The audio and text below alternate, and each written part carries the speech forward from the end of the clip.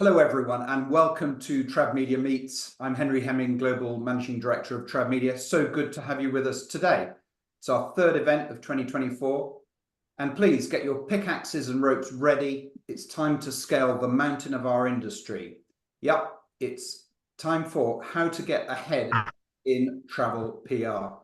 And to guide us through the crevasses and vertigo-inducing inclines of this industry of ours, we welcome a team of 4 intrepid UK agency heads whose companies serve the travel industry, all in different ways and all brilliantly. So let's meet our panelists, give them a chance to say hi. 4 forces of nature in travel PR. They are Amy Skelding, Managing Partner of Finn Partners Travel UK. Morning, Amy.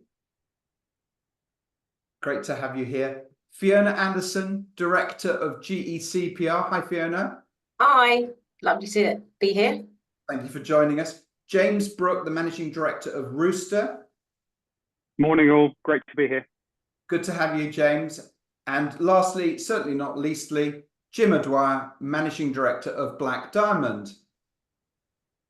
Jim, morning great. all, and thanks, Henry.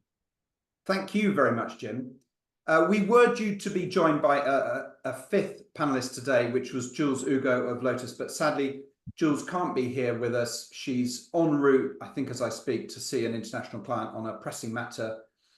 Absolutely understood, Jules. Really sad you can't come here, but business comes first. That's the first learning of today's webinar, I guess. And we very much hope to welcome Jules back to a future TravMedia Meets webinar. We've had a wonderful response today. Received registrations from almost 150 travel PR professionals, both in-house and agency side, all eager for intriguing insights from today's panel. So no pressure, team, whatsoever.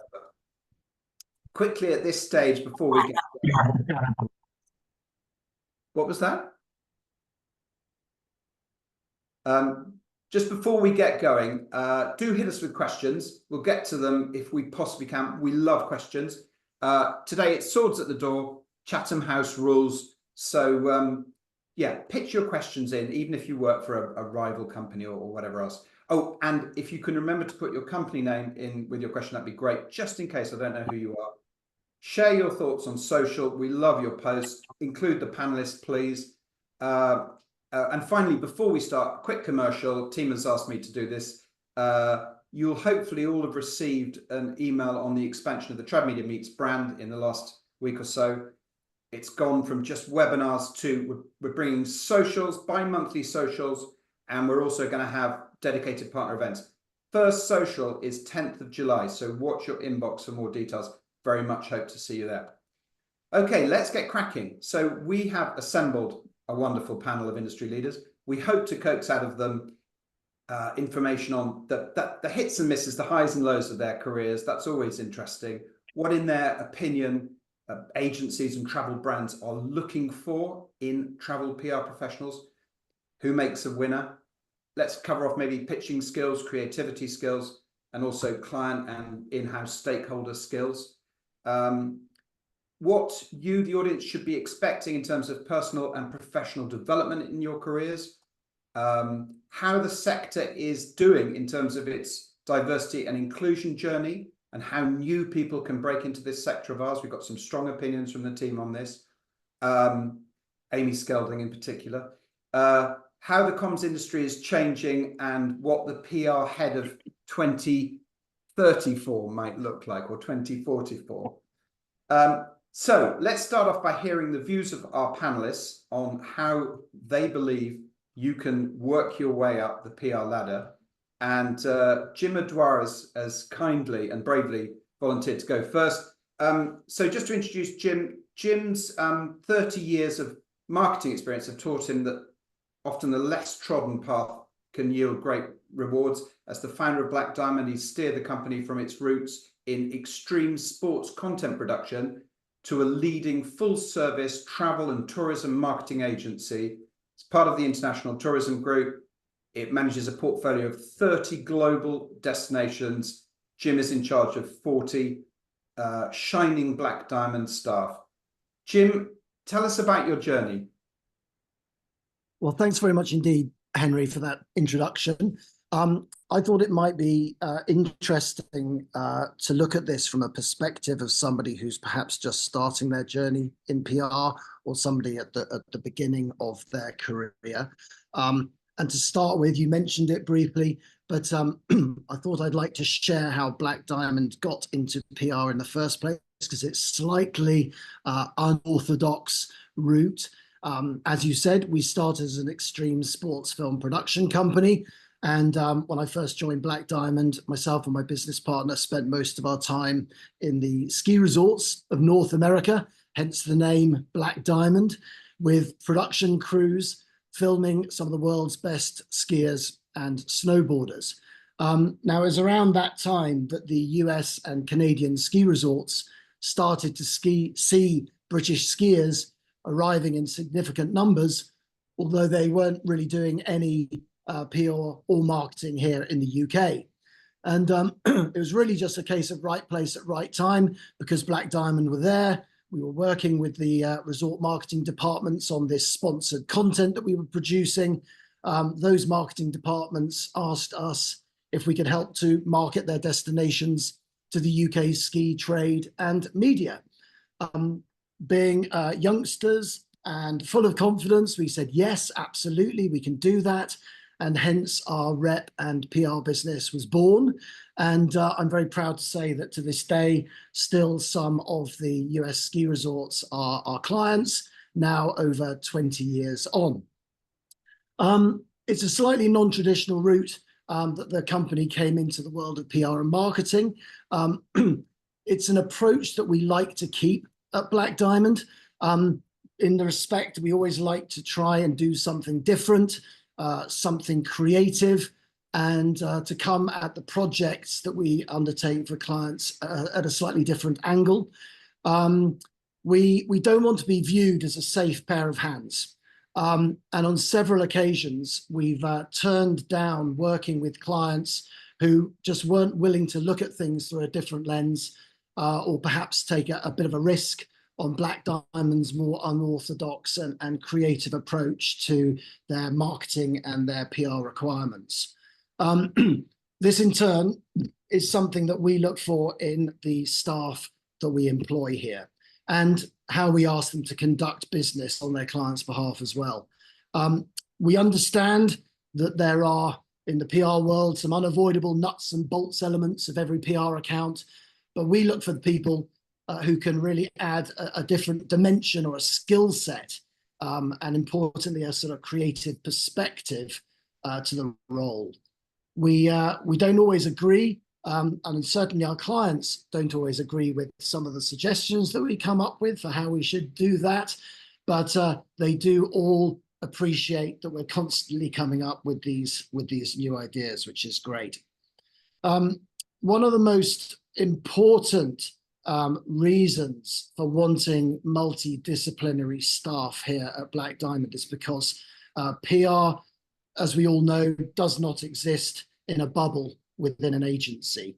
The lines between PR, trade rep, creative services, and paid media are now all more blurred than they've ever been before. And so that we want to see candidates who come with a much broader understanding of all of the agency competencies, including those ones outside of PR. And it's then we can take those people and help them understand how all of these channels have got to work together to best service client needs. And it's those candidates who can do that and work across all of these verticals are really the ones that are most likely to succeed, at least here at Black Diamond. And because we look for people with the widest possible skill set and experience, I'd like to say to people, don't worry if you don't have official communications qualifications.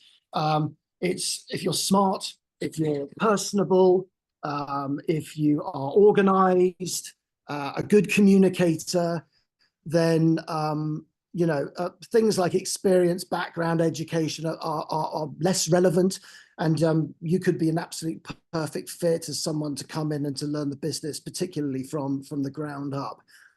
We would much rather help train people, develop people here in-house than perhaps go out and buy in pre-programmed expertise. It's also worth mentioning that our clients like to see much more rounded individuals as well.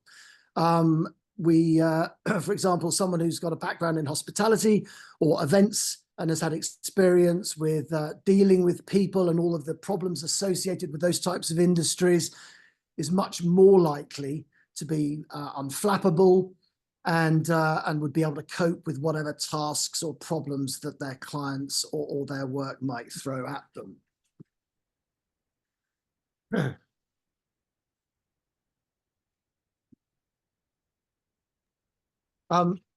One situation, Henry, you asked us to sort of mention about crisis, if you like, or things that can go wrong. And something that we found has happened from time to time is when our staff are taking group press trips and they're lucky enough to be in some of the wonderful destinations that are our clients, but one of the journalists perhaps decides that they don't want to come on one of the activities that's been planned on the itinerary because they say it's not relevant for their story.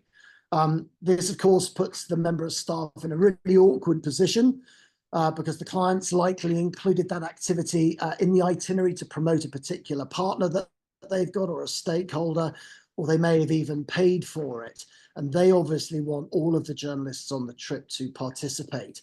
So the member of staff finds themselves in a bit of a sandwich, a delicate balancing act, if you like, between the client's needs and also the needs of the journalist, and possibly even, you know, sort of the dynamic of the group. And it's these situations that obviously have to be handled extremely carefully. But working in travel PR for us is a huge privilege. Particularly with the opportunities that all of our staff have got to travel to all of these wonderful destinations. It is not a 9-to-5 job. I'd like to make that very clear from the outset. Because we've got so many clients on a different time zone, it means, you know, people have got to be prepared to take early or late calls. Also, many of the best networking opportunities and events can take place in an evening. And of course, press trips always span, or nearly always span, weekends.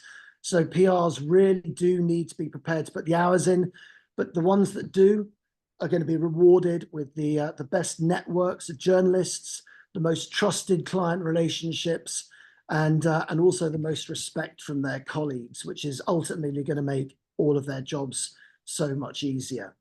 I think that's probably my time up. So Henry, I'll pass it back to you, and I hope that there was something of interest in there.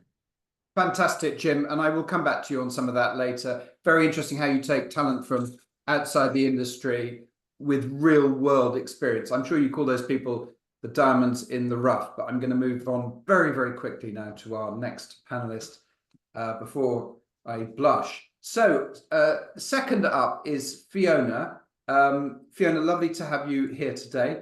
Known Fiona a long time. I know from judging an award with her what a writing award, what an amazing perfectionist she is, because she read all 60 scripts in this particular competition. It was amazing. Fiona has had 25 years industry experience. She is a director of GECPR, the specialist travel and lifestyle agency. Her experience includes premium brands such as Aiken Spence, Conrad, Kimpton, and Hilton. GEC works with tourist boards, hotels, travel products worldwide, and she's represented destinations across the globe, from like Central America and India to the Philippines and Jamaica. She's a fellow of the Tourism Society, passionate about the transformative power of travel. A couple of things you may not know about Fiona: she toured Europe in her teens in a youth orchestra playing the trombone, and that planted the seeds of wanderlust within her. She studied journalism at Cardiff University, but had the good sense during a summer placement to realise that PR was by far the better option.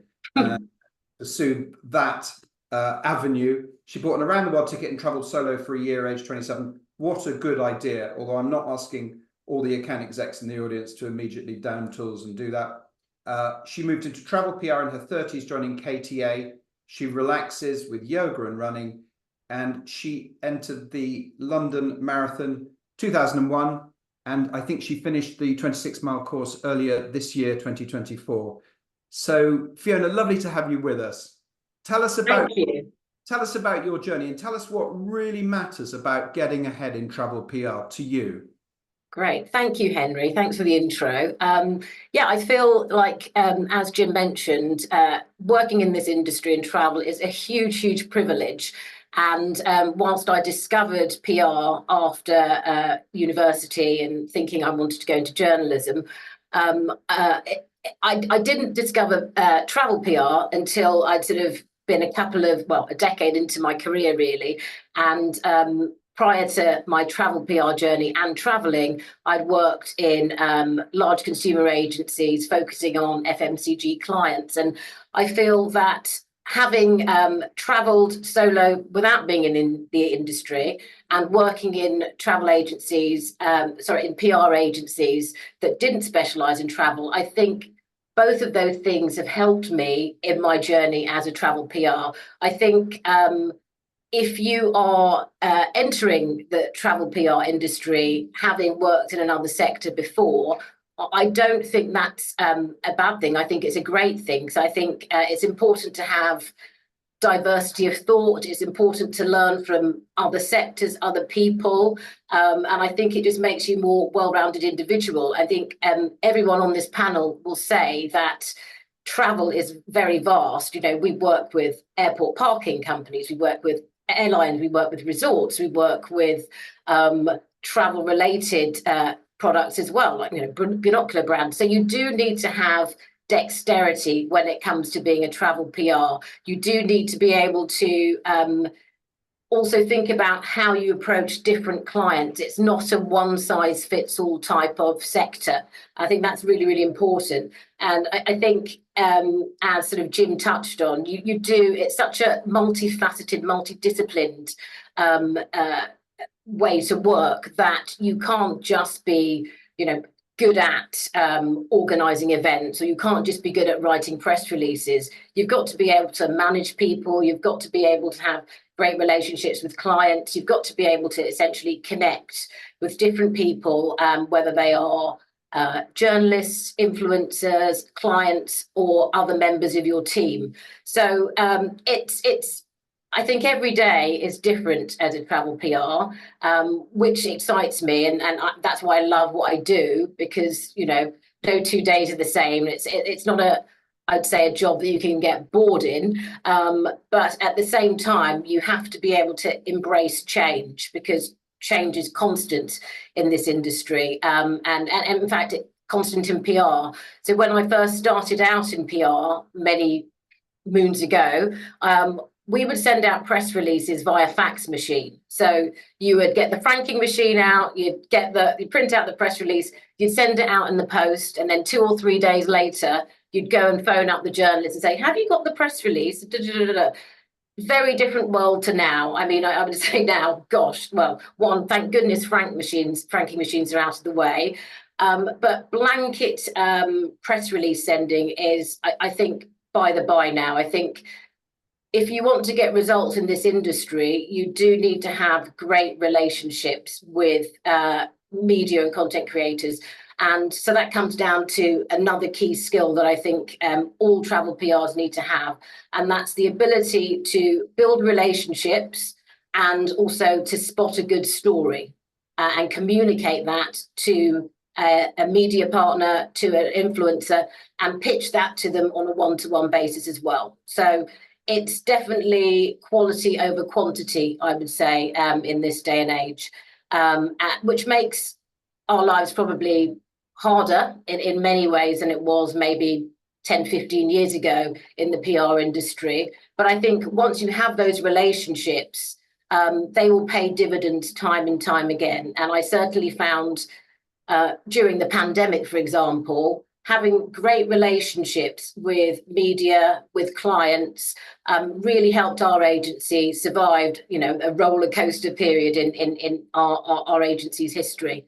So I would say that to any person who's just starting out in their travel PR journey, stick at it. It's not always easy, but it's really enjoyable. You'll get to meet some fascinating people in the UK in the industry, and you'll also meet fascinating people around the globe who are your clients, and some of them may become friends in due course. And what a career opportunity that is to make friends in the UK, but also around the world. That's a real. We will come back to that. Thank you so much, Fiona. That's brilliant. Thank you. Follow-up questions for you, but I'll keep them for a little bit later. Next up, we've got James Brooke, the Managing Director of Rooster. Great to have you here, James. So for a little bit of transparency, I never mention this with a TravMedia hat on, but as James is on the panel, I started Rooster back in 1999, and I'm still fortunate enough to own the company. But James is the guy that runs Rooster. He's the MD. He's run the company for over 15 years, has done so brilliantly. He's a towering force in every sense, all 10 feet 10 of him. Lovely guy to work with. So let me introduce James. James is a comms expert with almost 25 years experience at specialist global agencies. He started off, he comes from a naval background. He started off on the high seas, working for the likes of Nielsen and Sunsail, sailing the Atlantic and Pacific. Joined McCluskey International, which we all remember well, the lovely Judy McCluskey. And during his time there, the team tripled to 30. Then he was hired by international comms practice Fleischmann Hillard, where he headed their travel and tourism practice across EMEA.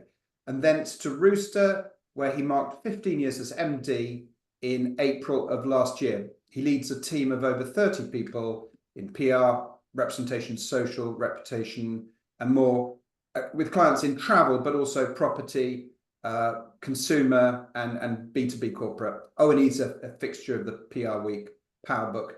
James, very nice to have you here today with TravMedia. Do tell us about your thoughts on the topic at hand.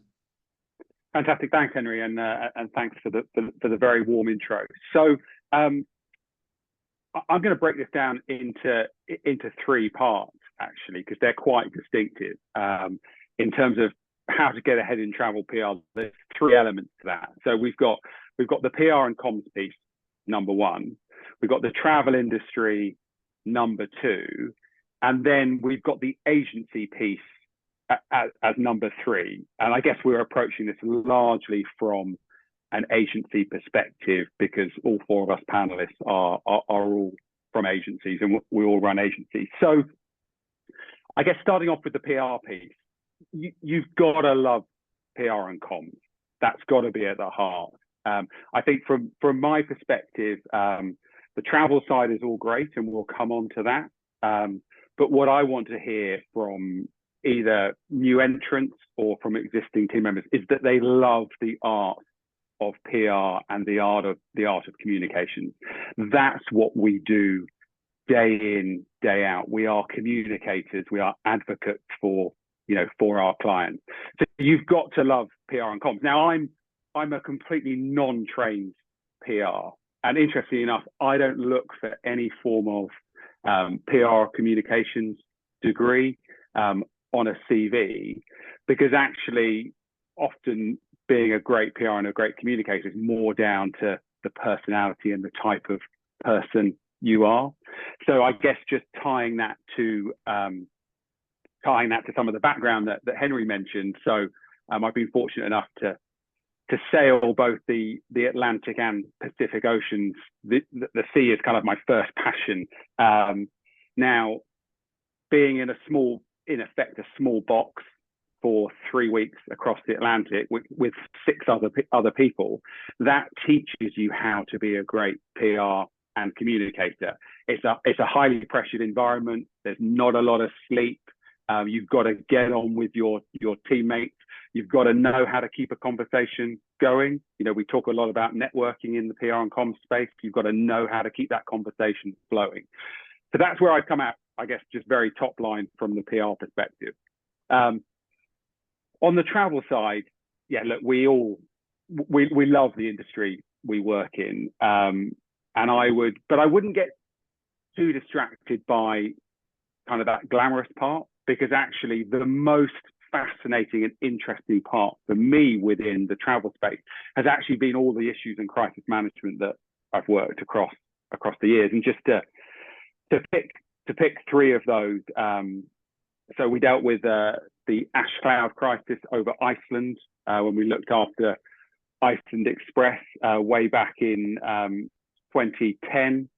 I did the Jasmine Revolution, the start of the Arab Spring, when we looked after Tunisia tourism for 7 years. And then a third example is the Costa Concordia sinking. We had Costa Cruises as a client for 10 years, and I was the first person to get the call. So none of that is the glamour of travel, but it is the most fascinating, interesting, and most difficult work you can do, and that's what you've got to be ready for. And I also think that's actually when we're at our best.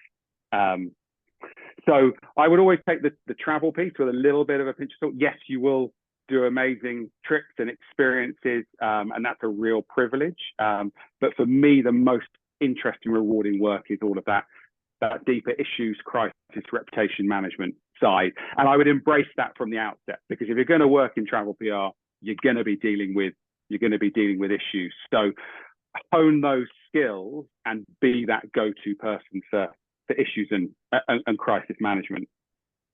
And then the third part of that is the agency side. And agency tough. I mean, I've only ever done agency for 25 years. It's tough and it's hard, but I absolutely love it. And the reason I love it is because of the sheer variety of clients and team members you get to work with. So if you want that variety, agency is definitely the place. But I would also say, to get ahead, embrace all the opportunities that agencies present. You've got to be extremely resilient. But I would also say, I've always stuck my hand up for everything that's come along. My very first client, Rocky Mountaineer Rail Tours at the time, Rocky Mountaineer Vacations it is now, amazing train journey through Western Canada. Well, it was a brand new client, relatively small. I was brand new in the agency. No one really wanted it. Kind of trains, people weren't that fast. I stuck my hand up. 3 months later, I was taking a press group out to Western Canada, and I'm still, some of my best journalist relationships are from that very first press trip 25 years ago, and it's been amazing. So I'm conscious on the time piece. That's probably a good initial 5 minutes, and look forward to questions and to talking more. Brilliant, James. Wonderful. Thanks for those insights. And I've definitely got some follow-ups, but we must get to the omni-talented Amy Skelding. She is the managing partner of Finn Partners Travel UK. I've been looking forward to reading this bit all weekend, actually. Well written. I've got to say, Amy is brilliant. Having worked with her, she's a judge on the TravMedia Awards, and she is just so sharp and so focused and so bright. It's amazing. She started as a cocky intern, her own words, at BGB nearly 20 years ago. Moved on from franking the Post and spray mounting coverage, I remember that so well, to last year becoming the managing director of Finn's travel PR team in the UK. She's also got onto the PR Week PowerBook 2024. She's a top 10 in travel PR. Phenomenal. So her mum, the lovely Jenny Manison Duff, used to make travel programs, Travelog on Channel 4 and BBC Radio 4's Breakaway. Amy, that's when her travel media journey started as a child presenter on Breakaway. She grew up on recce's and film shoots. Her first ABTA was when she was just 8 weeks old. She was the headline sponsor that year. She then asked travel legend and good friend Debbie Hindle if she should do a master's in order to pursue a career in PR. Debbie just laughed at her and gave her an internship. And Amy said, this is so good. She learned more in those 2 months than she could possibly have done on an expensive 2-year university course. Question mark about degrees, really. I think they're just to take care of us while we're growing up, isn't that right? Amy ensures that the stories of every destination and brand that the Finn team touches are told with passion, creativity, and with a commitment to making a positive impact on travel. And boy, do we have some challenges there. Well, that's my Amy overview. Amy, you likened today's webinar to the Hunger Games, but frankly, I'm sure you've been looking forward to it. Please tell us more. Thanks, Henry. That was very kind. I like the fact that you've outed us all, that we all started working in PR when we were 10 years old. Yeah. So we're really fortunate, as Fiona said, to work in travel PR. And one of my favourite bits is that you get to meet and work with and rub shoulders with some really fascinating people. You get to tell really interesting stories. And, you know, I'm a people person, so it suits me perfectly. And I appreciate that sometimes it's hard to see that when you're kind of knee deep in reports and kind of trends analysis. As you mentioned, I started out franking, post and spray mounting and making sure the wine fridge is stocked. But those formative years really solidified why I really love this job. I worked with brilliant people, many of whom are still friends of mine today. And I'm still completely in awe of the fact that these kind of like baby PRs and journos that I grew up with and drank warm, cheap wine in dodgy bars are now editors and heads of agencies. So just remember who you grow up with, because someday they'll be a powerhouse and you think, I have some stories on you. So as you mentioned, I run the travel practice in the UK at Fin. So we're 1,500 people globally, from education to health and financial services, public affairs. And our UK practice is about a quarter of our global travel footprint of 200.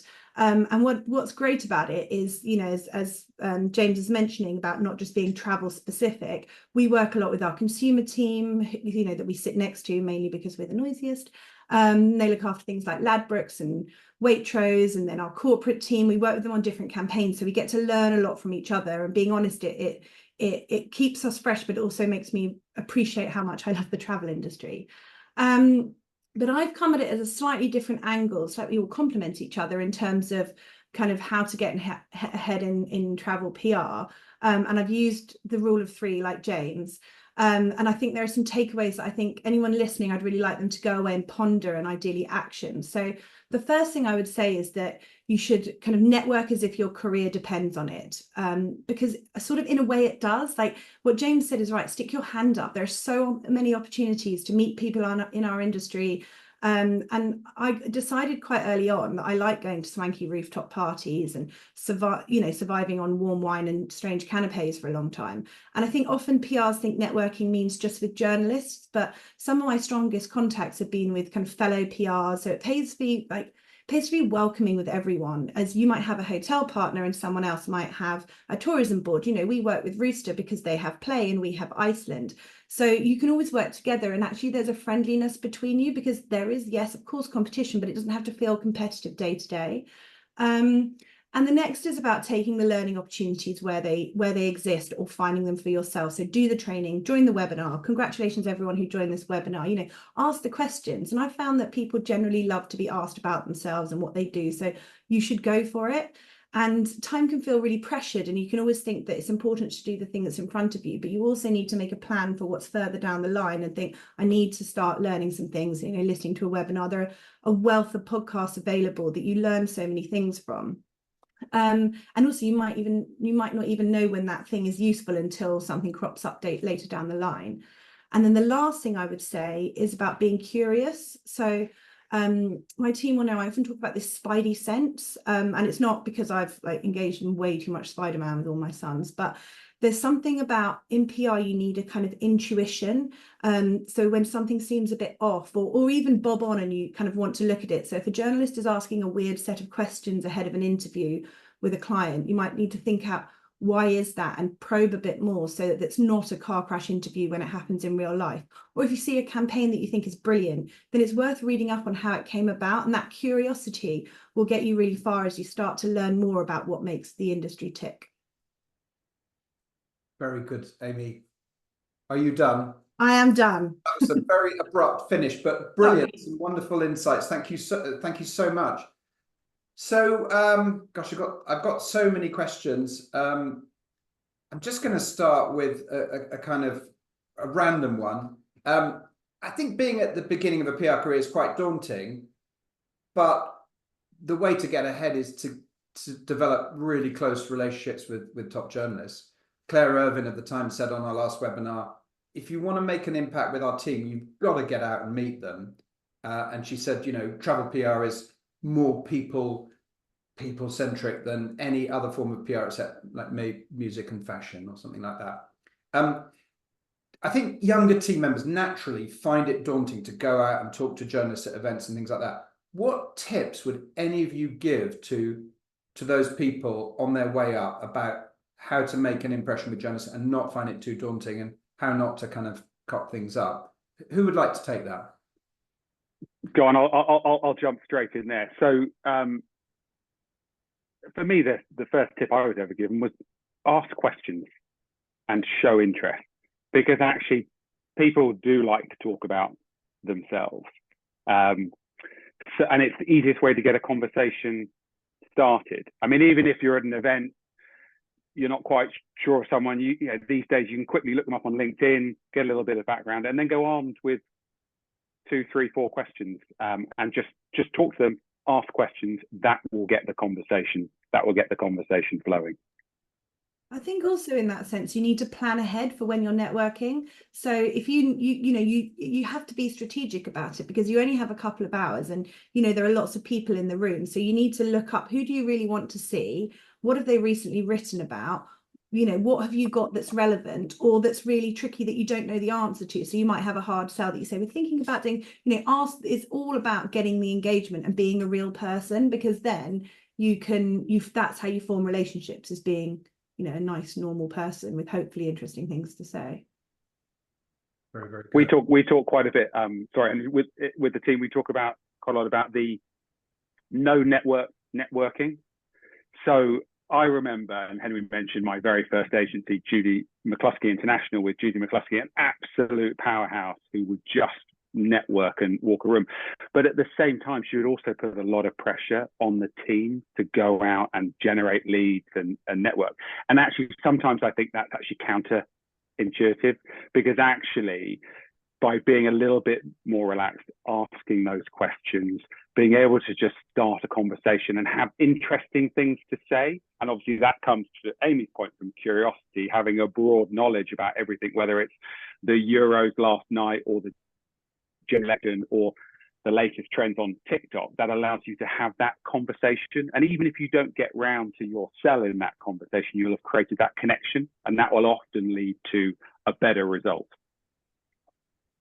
Very, very yeah, good. I agree with those as well. And I would add, if you're nervous about networking with journalists, I think going to events where there are lots of journalists and you've got colleagues there, that maybe will help you sort of relax a bit, so that the journalists are there looking to network with PRs. So at the TravMedia events, for example, and that just takes a little bit of pressure off, because there are lots of journalists there, rather than you having to arrange a one-to-one on your own. And then, as the others say, just be curious, but also understand everyone likes talking about themselves. So don't focus so much on yourself, focus on asking them about themselves. And I think that takes the pressure off you thinking, oh, am I going to say something silly? Just think about what would they want to tell you about themselves. So sort of positioning it that way, taking the pressure off yourself.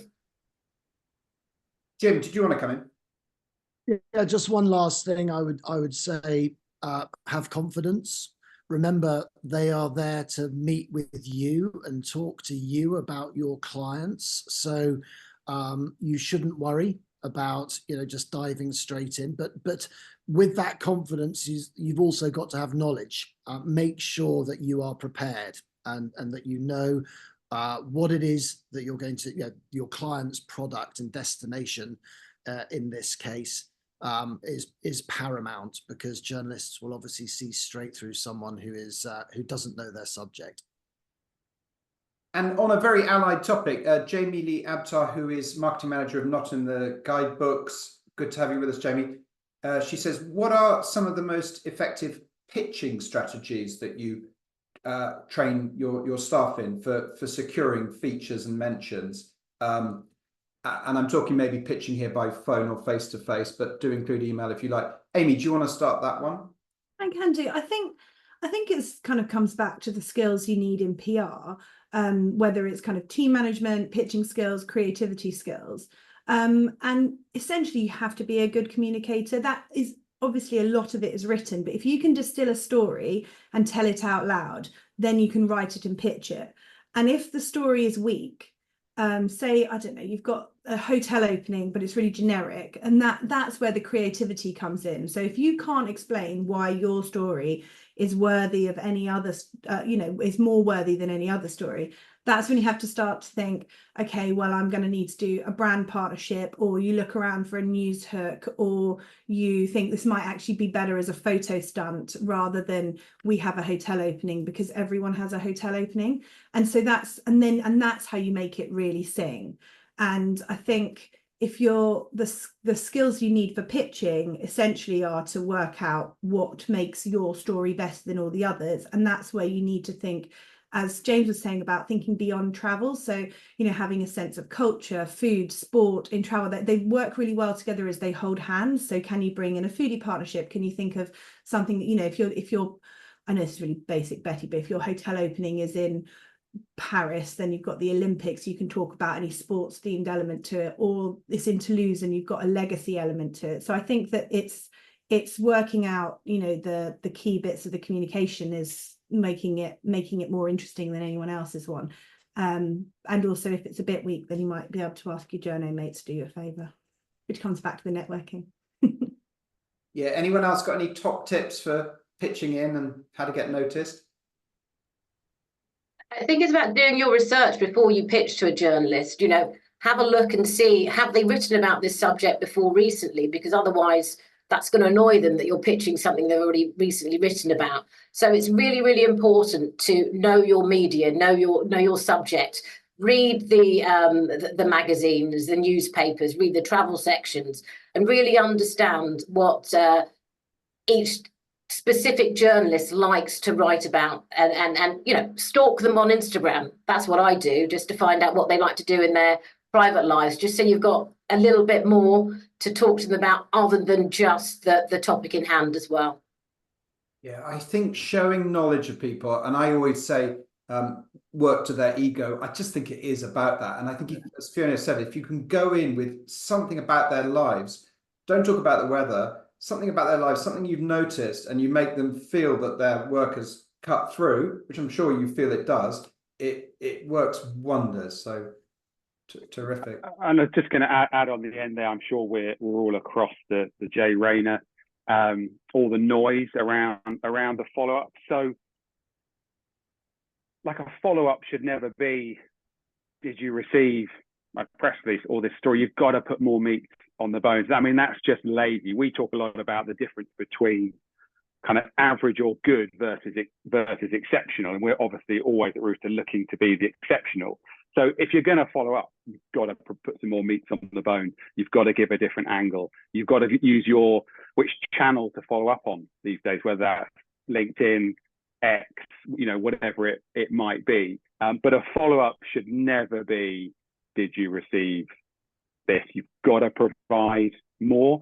Every touch point, every piece of communication should add value. And that's what's key. Yeah. Great, James. Well, we've got so much to cover off. Sorry, Jim, did you want to... I was just going to chip in and just say it's about personalization, I think. You have to understand what the journalist wants and needs, and then personalize the pitch to them.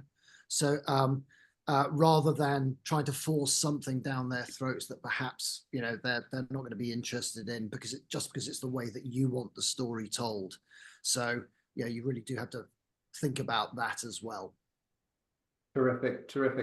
Let's have a quick chat about social. Obviously, a lot of PR agencies trying to work out how to bring social and digital within their team structures. And I think my question for you is, do each of you expect when hiring staff or looking at staff's development and promotion, do you expect staff to have granular knowledge of running kind of social campaigns? Or do you think that they should work alongside digital specialists, whether in your agency or whoever else you might work with? Anyone particularly like to kick off on that one? I can. I suppose the thing is that not everyone's big enough to have a digital team. I'm really fortunate that I have a digital travel specialist team within my team, as well as a separate digital team that are kind of channel agnostic. But I think that if it's I mean, what I do expect is that most people have, you know, some sort of knowledge. I think most people have a grasp. But when it comes to some of the kind of the level of reporting, kind of evaluation, that's when you need extra training from the digital specialists. And ideally, you'd have a tool that can do a lot of that for you, because some of it's really manual and a bit complicated. But I think the other thing is that if it's your interest, then you should run with it more, because there are lots more opportunities. And we talk about kind of the evolution of PR, and there was, you know, we've all lived through the time when social sat, there was like a bum fight a couple, like 10 years ago, where social was like, was it in marketing, was it in PR, and PR tried to kind of, like, there was a land grab situation. And I think, you know, I've got lots of campaigns that social sits in PR, because essentially it's third party endorsement in a different way. But, you know, I've got a friend who started when Twitter was first a campaign that we worked with at BGB, and she's now the head of a big, massive digital agency in Sydney, because she saw the gap and she went for it. And I think if you're interested in social, it's a really good path to kind of navigate, because there are lots of interesting webinars you can get training through. You know, you've got the digital PR podcast and Under the Influence podcast that you can listen to. So I think that if you want to learn more about it, you should already have a good foundation, but there are lots of opportunities in digital PR as PR moves more into that personalization that Jim was talking about, but also into a kind of more digital sphere where you kind of end up with digital first, like a lot of the newspapers are doing, and then the kind of traditional PR second.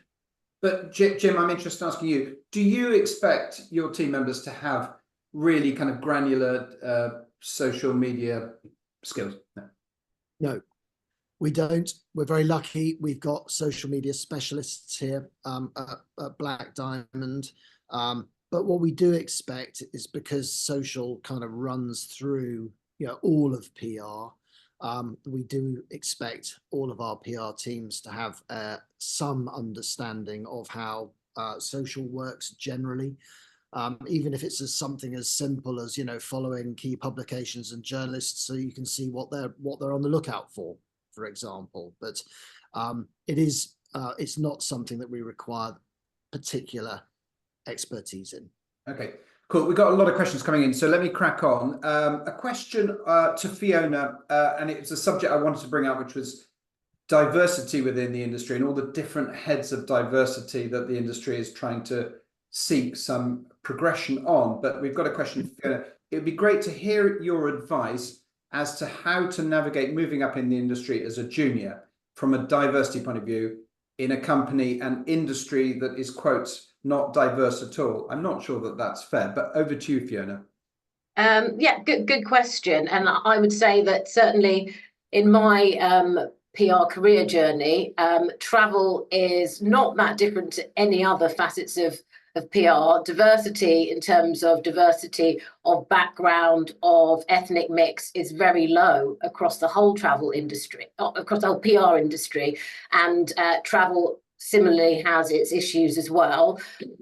Is it getting better? I hope so, but I think what tends to happen is that we all feel more comfortable talking to and speaking to people who have similar interests and backgrounds to ourselves. So if you want to change the makeup of your team, you're going to have to proactively do something different. You're going to have to recruit differently, for example. So instead of just going to, I don't know, Russell Group universities, look at how you can get undergraduates who are from different ethnic backgrounds to think about PR by offering training in the summer, internships, etc., so that you are changing things. Because I think if things stay the same, it's not going to automatically result in more diversity. And of course, I think diversity of thought is so important in our industry when we're all about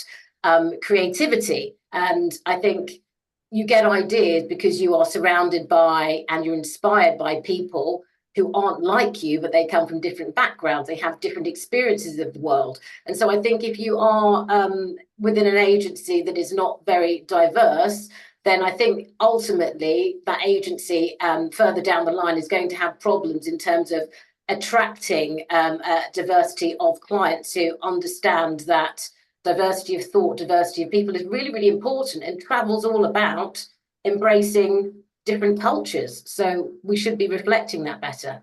Yeah, it really is about diversity of thought in the team that handles the client and understands the marketplace.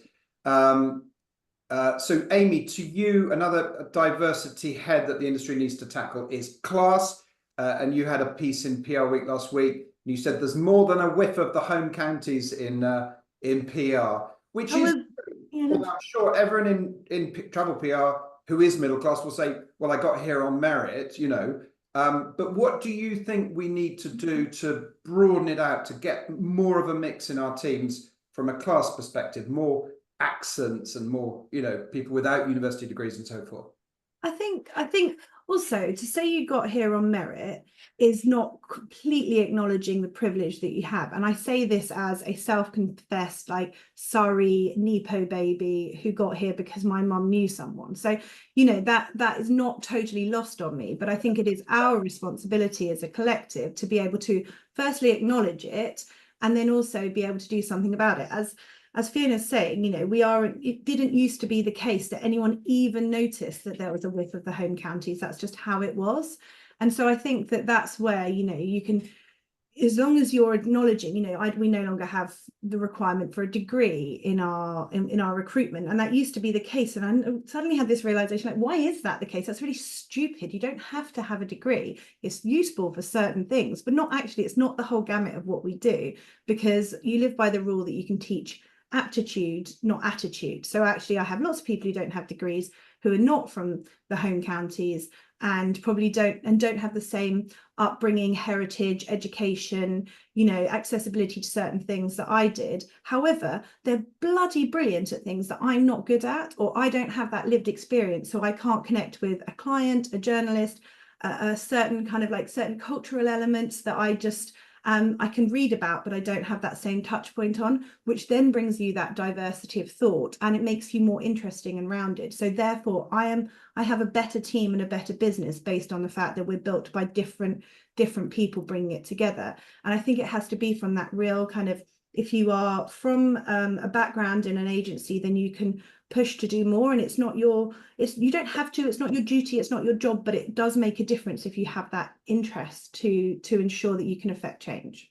I think everyone is trying to affect change. I did notice in that article there were a lot of other people whose views were sourced after yours, but there weren't any answers. There was a lot of complaining and moaning, but there were no answers in there. The reason that article came about was because there's an agency been set up called Work and Class, and what they'd done is the founder is from working class background, and she was saying that there was no one like her in the industry, kind of really as in a leadership position. And she was saying that actually, when you look at the population, you've got probably lots of clients that are saying that they want to go for, if you're using old-fashioned metrics, ABC1.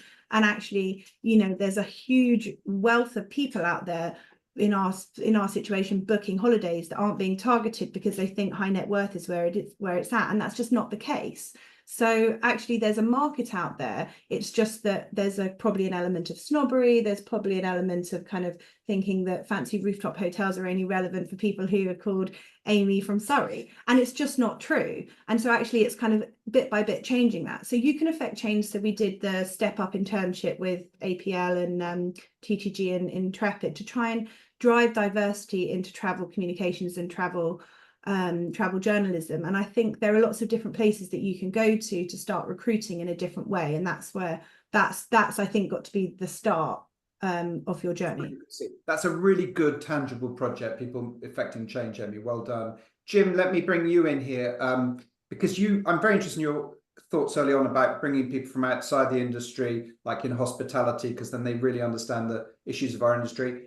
Through your recruitment and training programs, do you bring in a greater diversity of talent from more class backgrounds, ethnic backgrounds, etc.? Tell us about that. We are trying.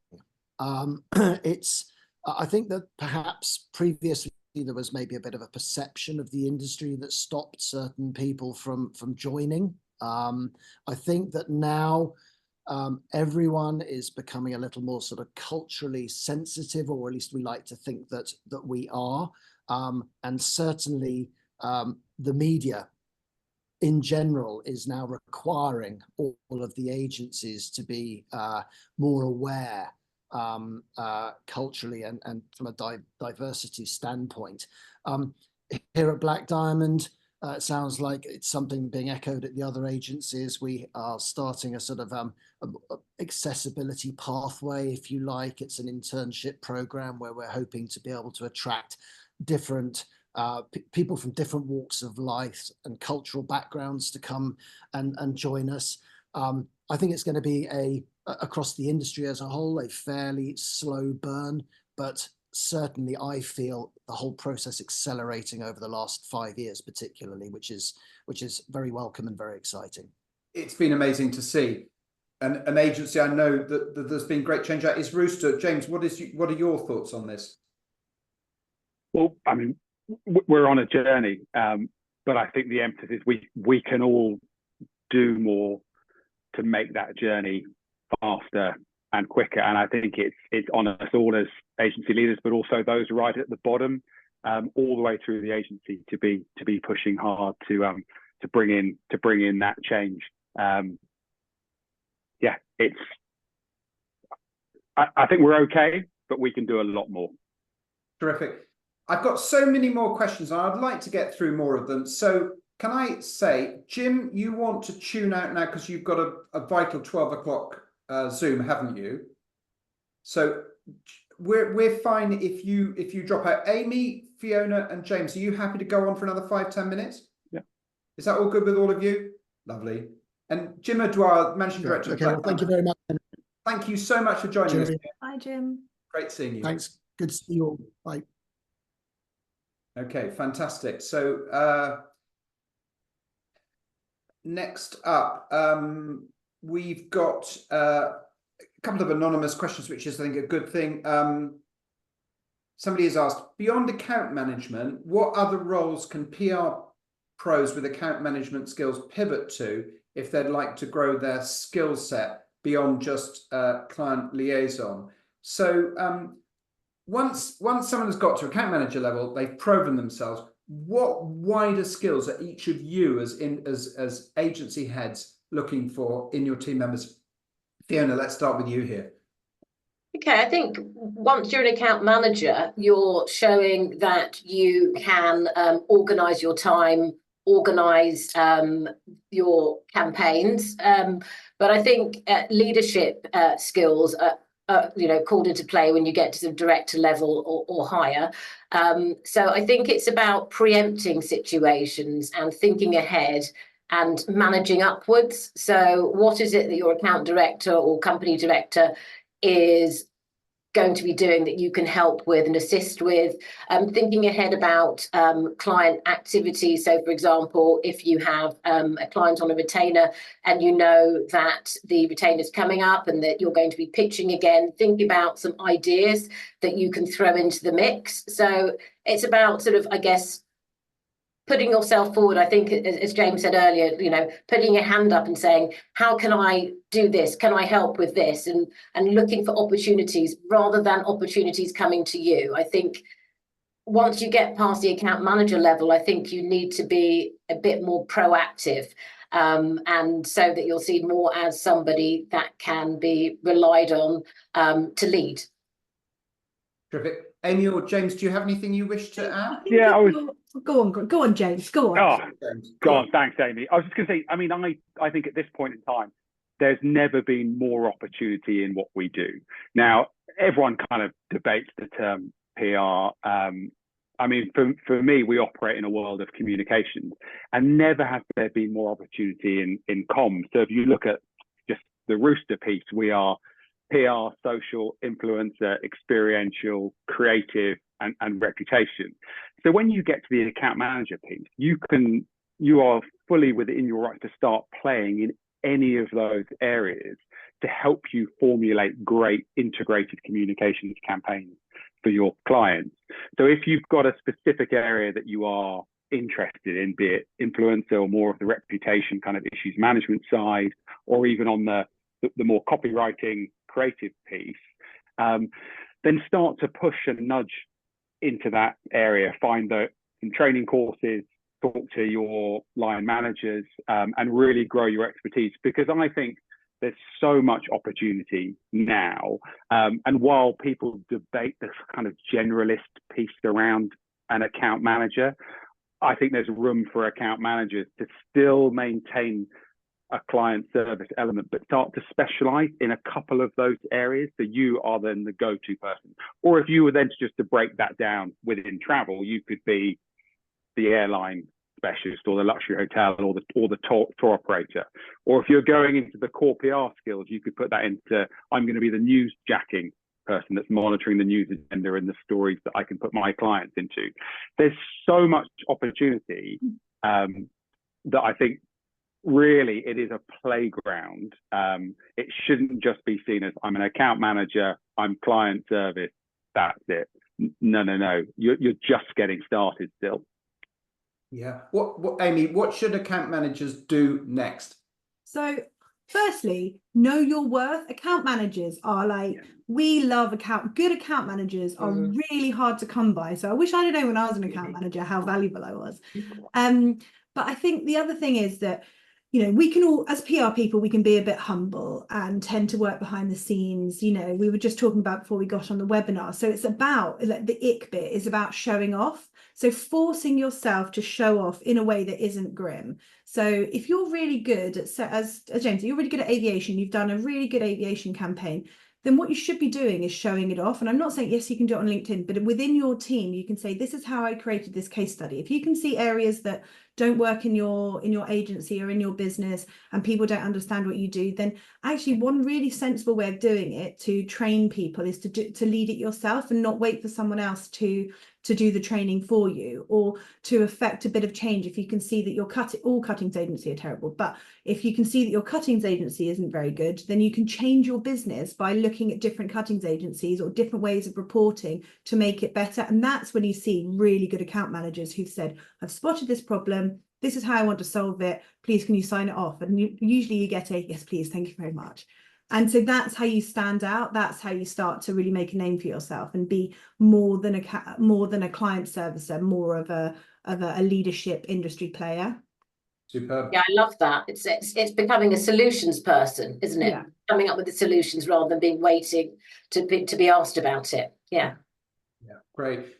Tarja Small from Lotus asks, I would love to hear your thoughts on managing tough client relationships, and for the many in-house PRs in our audience, tough in-house stakeholder, line manager relationships, whatever, and how to manage expectations. So what have each of you learned about, you know, handling tough people and managing their expectations? Amy, why don't you start this one? I think you get tough clients, and you can see it usually from the beginning. You can see who your tough cookies are going to be. And I think there's got to be that level of transparency between you and the client to deal with certain KPIs, and saying at the beginning, you know, because a lot of people are KPI number based when you're working in a creative comms bit. So there's a kind of disconnect there. I think a really tangible way of doing it is to have.